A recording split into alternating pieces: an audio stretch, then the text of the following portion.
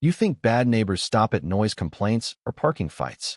Try waking up to a white SUV smashing through your ranch gate at sunrise.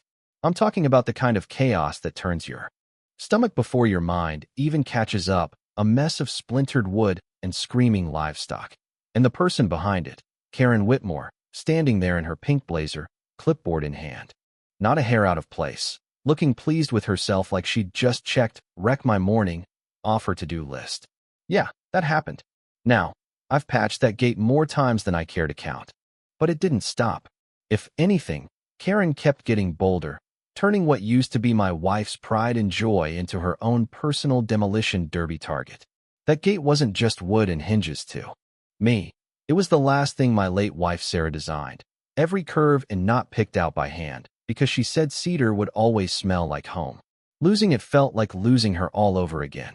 But seeing Karen that morning, walking around her crumpled Escalade, not to check for damage, but to snap photos of my ranch with her new tablet, like she was on some official inspection, that did something to me. And when my 16-year-old son Tyler showed up at my side, holding up his phone, telling me, "Dad, this isn't the first time," and played me 3 other videos of her ramming that gate, well, I realized we weren't dealing with accidents. We were under attack. She had a plan. You could see it in the way she smiled at her clipboard, like all this was leading to something bigger. I'd been fixing and hoping, patching up fences and thinking people couldn't be that mean. But Karen made it her mission to prove me wrong. When she returned a few hours later, she didn't come alone.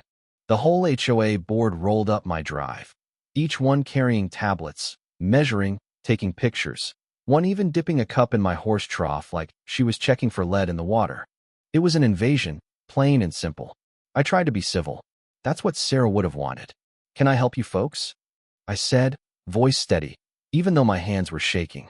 Karen didn't miss a beat, told me my land was now community property, and her little gang held up county documents, plat maps, zoning papers, all looking official enough to give a man pause. She'd found legal loopholes, claimed the ranch was sitting in the way of Pine Valley Estate's grand expansion. Every word felt rehearsed, practiced, like she'd been dreaming about this showdown. Tyler came out too. "Stand with me." He got a front row seat as Karen turned to him, said, "Smart kids like you shouldn't have to suffer because adults can't adapt to progress." That did it. She wasn't just coming for my land, she was trying to pit my own son against me. And then, right on cue, she answers her phone, loud enough for us to hear. "Yes, Deputy Martinez, we may need official support if the owner gets resistant." It was all theater, and we were supposed to play our parts, helpless, defeated. But Tyler didn't buy it. That night, as we hammered plywood across the splintered gap where Sarah's gate used to be, he started digging through county records, online archives, looking for anything that could turn the tide. Next morning, the local paper ran a story painting me as the villain. Ranch property blocks community progress. They even used the worst photo they could find, making my pasture look like a junkyard. Karen's media machine was in full swing. I called the sheriff's office, still hoping for some kind of justice. Deputy Martinez came out, polite but distant, more interested in his phone than my story. When I showed him Tyler's videos, he nodded but called it a neighbor dispute. The kind of phrase that just erases everything you've been through, boils it down to nothing. The part that really burned was when Karen showed up mid-conversation, handed Martinez a folder full of new documents, and watched his attitude change on the spot. Turns out, his wife had just started working with Karen's real estate agency, small-town politics at its worst. But Tyler, God bless that kid, he kept digging. One afternoon, he comes running up, waving his phone. "Dad, you gotta see this." Turns out, buried in the archives, he'd found the original water rights document for our property. Back in the 80s, before Pine Valley Estates was even a twinkle in Karen's eye, our land was granted exclusive access to the aquifer, with language that said no development could happen within a quarter-mile without our permission. The look on Karen's face when Tyler read that out loud. She went from smug to panicked in the blink of an eye. Martinez suddenly needed to research the jurisdictional implications, which is legal talk for, I need to figure out how to help my friend without getting sued. It was a rare win. For a moment, the ground felt steady under my boots. But Karen wasn't done. Not by a long shot. A few nights later, I woke to Tyler shaking me. Dad, they're not just breaking the gate anymore. They're taking the horses.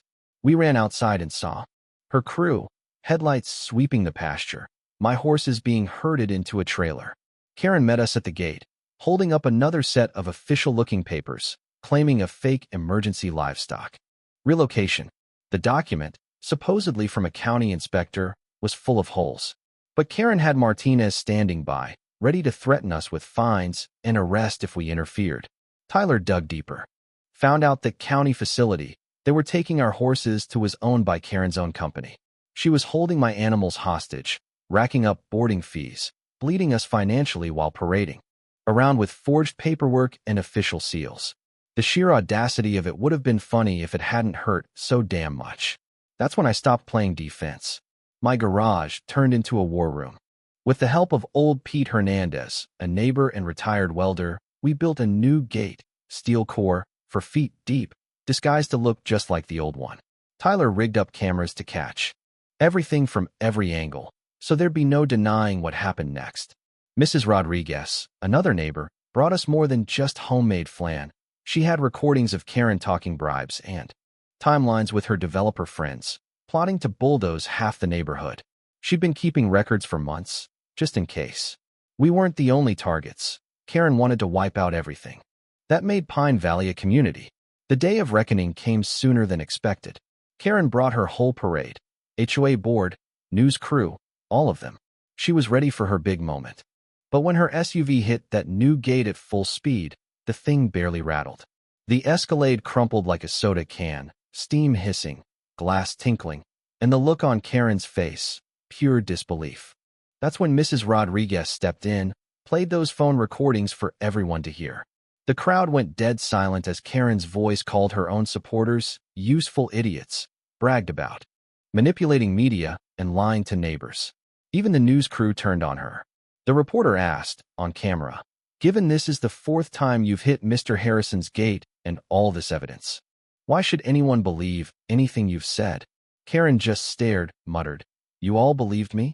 Like the world had betrayed her, not the other way around. Cops cuffed her right there.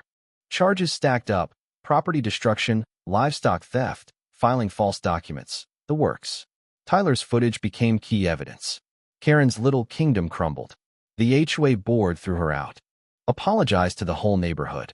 Mrs. Rodriguez took over, declared a moratorium on any new development without a real vote. My horses came home, safe and healthy, thank God. With the settlement money, I fixed up the ranch, set up a legal defense fund for folks fighting off HOA bullies, and started helping a law firm track down other corrupt developers. Tyler sat beside me on the porch that night, asked, "So, are we going to Dallas to fight more HOA villains?" I heard Sarah's voice in his words, telling me to keep fighting for what's right. So, here's what I learned. Bullies with clipboards only have power if you let them. Sometimes, the best revenge isn't getting even. It's building something so strong, no one can break it. If this story hit home for you, drop a comment below. Tell me where you stand on justice, bullies, and standing your ground. Like, share, and subscribe if you want more stories about ordinary people fighting back. And remember, the strongest gates aren't always made of steel, they're made of courage.